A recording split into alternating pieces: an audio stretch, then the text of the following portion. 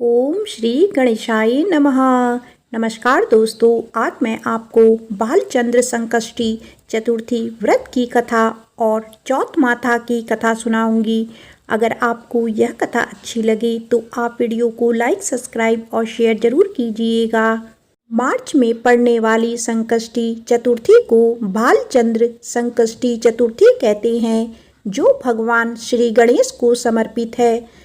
चैत माह के कृष्ण पक्ष की चतुर्थी तिथि के दिन बालचंद्र संकष्टी चतुर्थी का व्रत रखा जाएगा। बालचंद्र संकष्टी चतुर्थी पर पूरे विधि विधान से भगवान श्री गणेश का पूजन किया जाता है। जीवन के कष्ट दूर करने के लिए कई लोग बालचंद्र संकष्टी चतुर्थी के दिन व्रत भी रखते हैं, जिसका पारण चंद्रमा के दर्शन करने के बाद ही किया जाता है। हिंदू पंचांग के अनुसार 17 मार्च 2025 के दिन बालचंद्र संकष्टी चतुर्थी व्रत रखा जाएगा। आइए अब सुनते हैं चैत संकष्टी गणेश चतुर्थी व्रत की संपूर्ण कथा। एक समय की बात है जब कैलाश में माता पार्वती और भगवान गणेश विराजमान थे। तब 12 माह की गणेश चतुर्थी का प्रसंग चल रहा था। तब माता पार्वती ने कौतूहलवश भगवान गणेश से पूछा, हे पुत्र, चैत माह के कृष्ण पक्ष की चतुर्थी को तुम्हारे किस स्वरूप की पूजा की जाती है और उसका विधान क्या है, वो मुझसे कहो।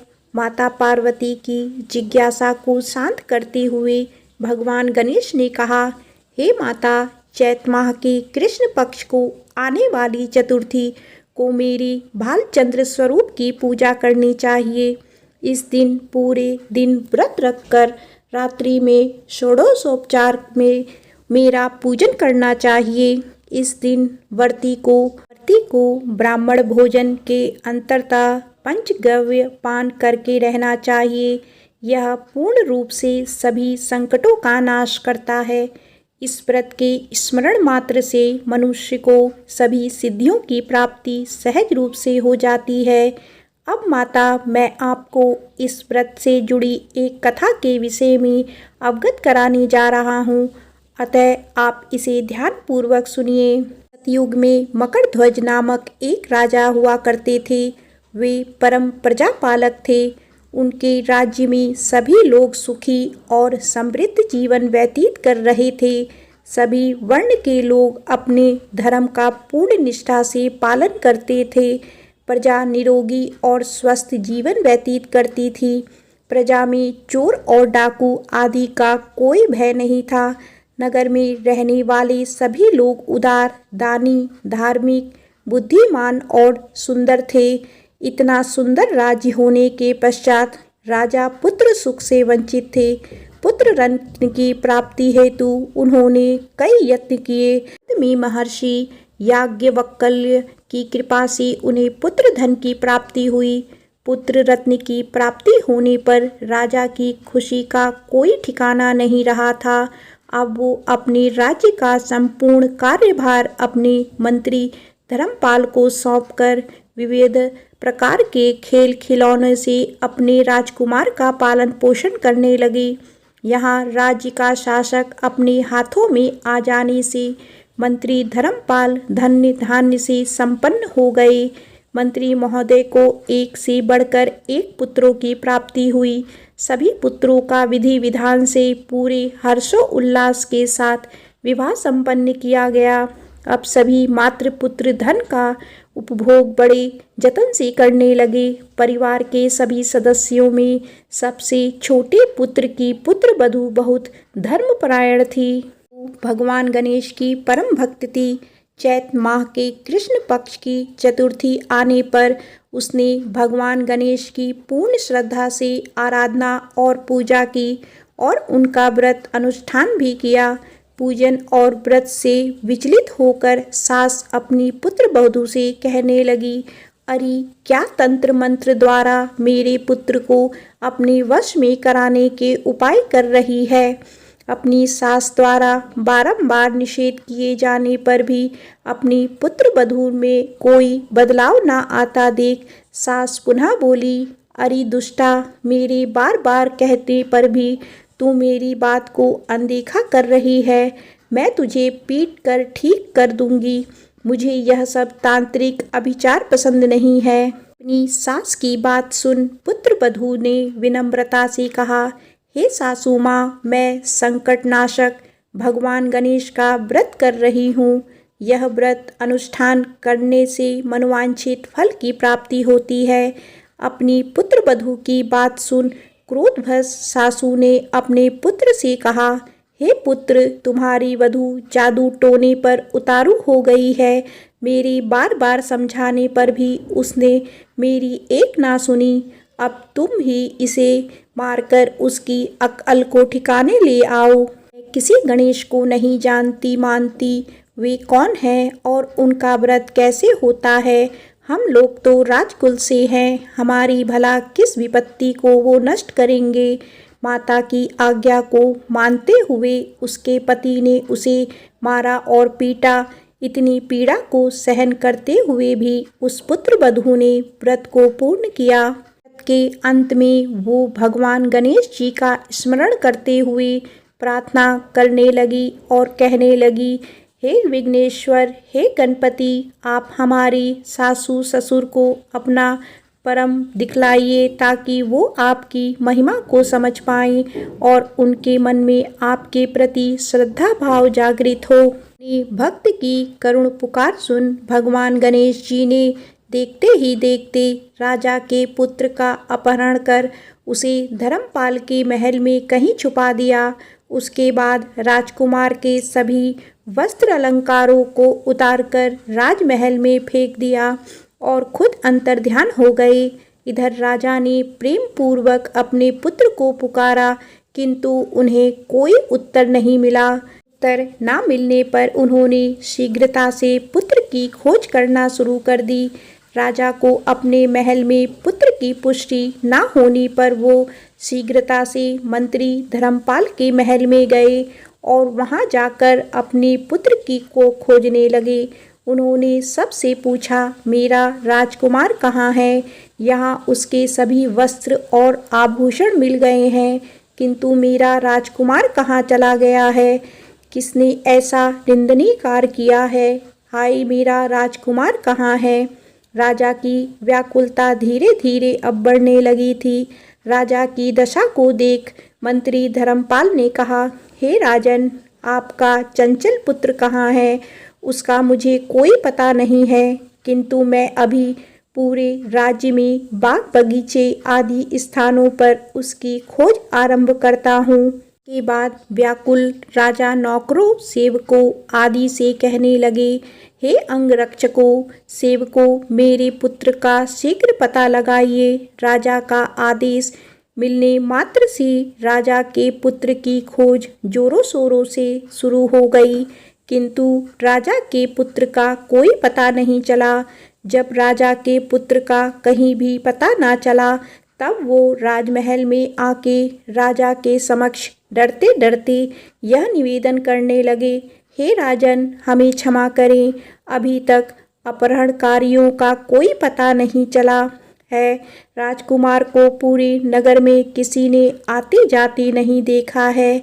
उनकी बातें सुनकर क्रोधवश होकर राजा ने अपने मंत्री को बुलाया और कहा, हे धर्मपाल, मेरा राजकुमार कहाँ है? मुझे साफ साफ बता दे कि मेरा राजकुमार कहाँ है। उसके सभी वस्त्र आभूषण मुझे दिखाई दे रहे हैं, केवल वही नहीं। अरे नीच, मुझे बता दे कि मेरा राजकुमार कहाँ है, अन्यथा मैं तुझे और तेरे पूरे कुल का नाश कर दूंगा। इसमें जरा भी संदेह मत रखना। राजा द्वारा डांट पड़ने के कारण मंत्री विचलित हो गए।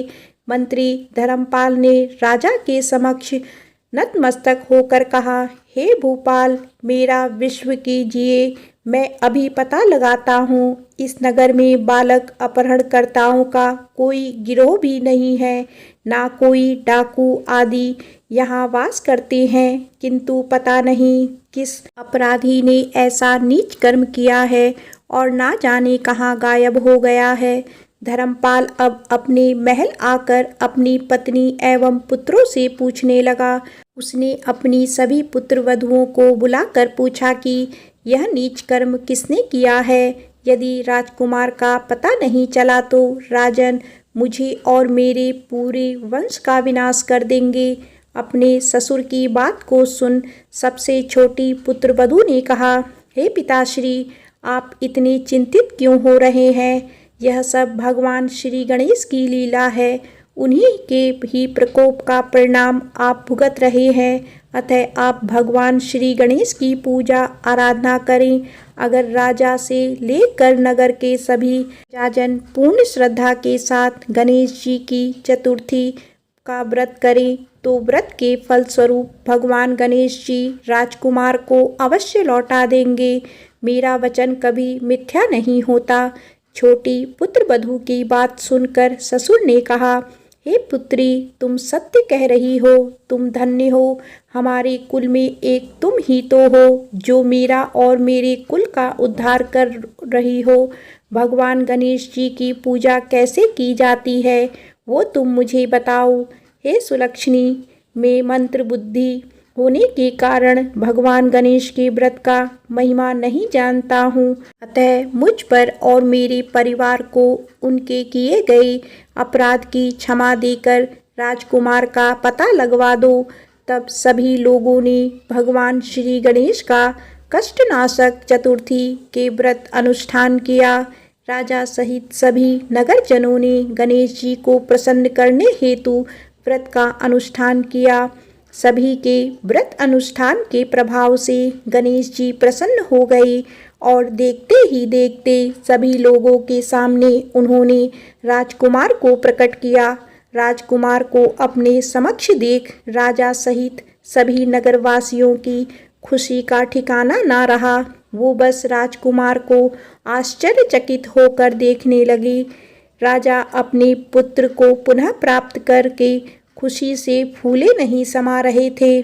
भगवान गणेश की लीला को देख वो नतमस्तक होकर कहने लगे, भगवान गणेश जी, आप धन्य हो और धर्मपाल तुम्हारी छोटी पुत्रवधू भी धन्य है, जिसकी कृपा से आज मेरा पुत्र यमराज के वहाँ से जाकर भी दोबारा लौट आया। अतः आप सभी नगरजन इस संतानदायक व्रत को विधि पूर्वक करते रहे। श्री गणेश जी बोले, हे माता, इस व्रत से बढ़कर इस लोक तथा सभी अन्य लोकों में और कोई व्रत नहीं है। इस कथा का श्रवण युधिष्ठिर ने भगवान श्री हरि कृष्ण से सुनाया था और इसी चैत माह के कृष्ण पक्ष को आने वाली चतुर्थी का व्रत करके उन्होंने अपने खोए हुए राज्य को फिर से प्राप्त किया था। प्रेम से बोलो श्री गणेश भगवान की जय। आइए अब बड़े ही प्रेम से चौथ माता की कथा को सुनते हैं। आज के दिन चौथ माता की कथा को सुनने से ही व्रत पूर्ण माना जाता है तथा समस्त मनोकामनाएं पूर्ण होती हैं। एक नगर में एक बूढ़ी माँ रहती थी। वह अपने बेटे की सलामती के लिए 12 महीनों की चौथ का व्रत करती थी। हर चौथ को पंसारी से थोड़ा सा गुड़ और घी लाकर 4 लड्डू बनाती, एक बेटे को देती, एक से पूजा करती, एक हथका के लिए निकालती, एक चांद उगने पर खुद खा लेती थी। एक बार उसका बेटा ताई से मिलने गया। ताई ने बैसाखी चौथ का व्रत रखा था। ताई से पूछा, माँ तो 12 चौथ रखती है। ताई बोली, तेरी माँ तेरी कमाई से तरमाल खाने के लिए 12 चौथ रखती है। तू परदेश जाए तो वह एक भी चौथ नहीं रखेगी। लड़के को लगा ताई सच कह रही है। घर आकर माँ से कहा, मैं परदेश जा रहा हूँ, यहाँ तू मेरी कमाई खाने पीने में ही उड़ा देती है। माँ ने समझाकर उसे रोकना चाहा पर बेटा नहीं माना। माँ ने उसे साथ ले जाने के लिए चौथ माता की आंखें दिए और कहा, मुसीबत में यह आंखें तेरी मदद करेगी। वह आंखें लेकर रवाना हो गया। घूमते हुए एक नगर में पहुंचा। उसने देखा एक बूढ़ी माँ रोती जा रही है और पुआ बनाते जा रही है। ने कारण पूछा तो बूढ़ी माँ ने कहा, बेटा, इस नगर की पहाड़ी पर एक दैत्य रहता है। पहले वो नगर में आकर कई लोगों को खाने के लिए मार देता था। अब राजा हर घर से एक आदमी दैत्य के पास भेजता है और आज मेरे बेटे की बारी है, इसीलिए मैं रो रही हूँ और उसी के लिए पुए बना रही हूँ। वह बोला, तू पुए मुझे खिला दे, तेरे बेटे की जगह मैं चला जाता हूँ। बूढ़ी माँ ने खीर पुए उसे खिला दिए। खा पी कर वह सो गया। रात को राजा के सैनिक आए तो बूढ़ी माँ ने उसे भेज दिया। दैत्य के सामने पहुँचने पर उसने चौथ माता की आंखें दैत्य की तरफ फेंक कर कहा, हे चौथ माता, यदि मेरी माँ मेरी सलामती के लिए व्रत करती है तो दैत्य का सिर कटकर गिर जाए। फिर दैत्य का सिर कटकर गिर गया। लड़का वापस आ गया। राजा ने उसे उपहार देकर विदा किया। चलते चलते वह एक दूसरे राजा के नगर में पहुंचा। इस राज्य में आवा तभी पकता है जब एक इंसान की बलि दी जाती थी। सिपाहियों ने उसे पकड़कर आवे में चुन दिया। लड़के ने चौथ माता की आंखें आवे में डाला और कहा, हे चौथ माता, यदि मेरी माँ मेरे लिए व्रत करती है तो आवा मेरी बलि लिए बिना ही झट से पक जाए। ऐसा कहते ही आवा तुरंत पक गया। आवे में से मिट्टी की जगह सोने चांदी के बर्तन निकले। अंदर से लड़का बोला, बर्तन धीरे धीरे निकालना, कहीं मुझे लग ना जाए। राजा ने उसे निकलवाया और पूछा, इस आवे से तुम बच कैसे गए? लड़के ने बताया कि उसकी माँ चौथ माता का व्रत करती है। व्रत के कारण ही वह बच पाया है। राजा को तब विश्वास नहीं हुआ। उसने एक चांदी की सुराही मंगवाई और कहा कि सुराही की नली से निकल कर दिखाओ, तभी मुझे विश्वास होगा। लड़के ने चौथ माता को याद करके आंखें सुराही में डाल दिया और कहा, मैं भंवरा बनूं, सुराही से निकलूं। लड़का तुरंत भंवरा बनकर सुराही से निकल गया। तब राजा ने खुश होकर राजकुमारी की शादी उससे करवाई और सभी लोगों को चौथ माता का व्रत करने को कहा। दिन उसे माँ की याद आई। उसने राजा के पास जाकर खुद के नगर जाने की इच्छा जाहिर की। राजा ने रथ, घोड़ा, हाथी और खूब सारा दान दहेज देकर उसे विदा किया। चौथ के दिन वह अपने नगर पहुंचा। वह अकेला पंसारी के यहाँ माँ का इंतजार करने लगा। सोचा, चौथ है तो माँ यहाँ जरूर आएगी। थोड़ी देर बाद लकड़ी टेकती हुई माँ आती दिखी। उसकी माँ की आँखों में जाले आने के कारण दिखना कम हो गया था। लड़के ने जानबूझकर उस स्त्री के बेटे को अपशब्द कहने लगा। माँ ने उसे नहीं पहचाना और कहने लगी, भैया, मुझे चाहे कितनी गाली दे दो, पर मेरे बेटे को कुछ मत कहना। यह सुनते ही बेटा माँ के चरणों में गिर पड़ा और कहा, माँ, मैं तेरा ही बेटा हूँ, मुझे माफ़ कर दो। तब माँ ने उसे गले से लगा लिया। नगर के लोगों ने विश्वास नहीं किया कि वह उसी का बेटा है। बूढ़ी माँ ने चौथ माता को याद करके कहा, हे चौथ माता, यदि मैं अपने बेटे के लिए व्रत करती हूँ तो मेरे स्तन में दूध भर जाए और उसकी धार मेरे बेटे के मुख में गिरे। माँ के स्तनों से दूध की धार निकलकर बेटे के मुंह में गिरने लगी। लोग चौथ माता की जय जयकार करने लगे। उस नगर के सभी लोग चौथ माता का व्रत करने लगे। हे चौथ माता, जैसा बूढ़ी माँ और उसके बेटे की सहायता की, वैसे हमारी भी करना। कहानी कहने, सुनने और हुंकारा भरने वालों पर अपनी कृपा करना। प्रेम से बोलो चौथ माता की जय। ये अब सुनते हैं संकट चौथ माता की दूसरी कथा। एक गांव में एक साहूकार और साहूकारनी रहते थे। दोनों ही कोई पूजा पाठ नहीं करते थे। संभवतः इसी कारण उनकी कोई संतान नहीं थी। एक दिन साहूकारनी अपने पड़ोसी के घर गई तो उसने देखा कि वो कोई पूजा कर रही है। पूछने पर पता चला कि उस दिन संकट चौथ की थी और पड़ोसन उसी की पूजा कर रही थी। साहूकारनी ने उससे पूछा कि चौथ का व्रत करने से क्या होता है। इस पर पड़ोसन ने कहा कि इसे करने से अन्न, धन, सुख, सुहाग, संतान सब मिलता है। इस पर साहूकारनी ने कहा, यदि वो गर्भवती हुई तो 1.25 सेर तिलकुट बनाकर चौथ का व्रत करेगी। गणेश भगवान की कृपा से वो गर्भवती हो गई। तब उसने संतान के जन्म पर व्रत पूजा करने का इरादा किया। कुछ समय बाद उसका पुत्र हुआ तो फिर उसने व्रत को टाल दिया और कहा कि जब उसके बेटे का विवाह होगा तब वो संकट चौथ का व्रत करेगी। बेटा बड़ा हुआ और उसका परदेश में विवाह सुनिश्चित हो गया। जब बेटा बारात लेकर गया तब साहूकारनी ने व्रत करने का इरादा नहीं दिखाया। इससे गणेश भगवान रुष्ट हो गई और चौथ माता भी नाराज हो गई, जिसके चलते बेटा फेरों के बीच से अदृश्य हो गया और चौथ माता ने उसे जंगल में पीपल के पेड़ पर बिठा दिया। बहुत खोजने पर भी जब वर नहीं मिला तो विवाह आधा हुआ रह गया और सभी अपने घर चले गए। एक दिन उस युवक की अर्ध विवाही पत्नी अपनी सहेलियों के साथ पूजा के लिए दूब लेने जंगल गई। रास्ते में वही पीपल का पेड़ पड़ा जिस पर उसका आधा पति बैठा था। उसने आवाज़ दी, आ मेरी अर्धव्याही। डर कर लड़की घर चली आई पर दुख से सूखने लगी। जब उसकी माँ ने उसका कारण पूछा तो उसने जंगल की घटना का जिक्र किया।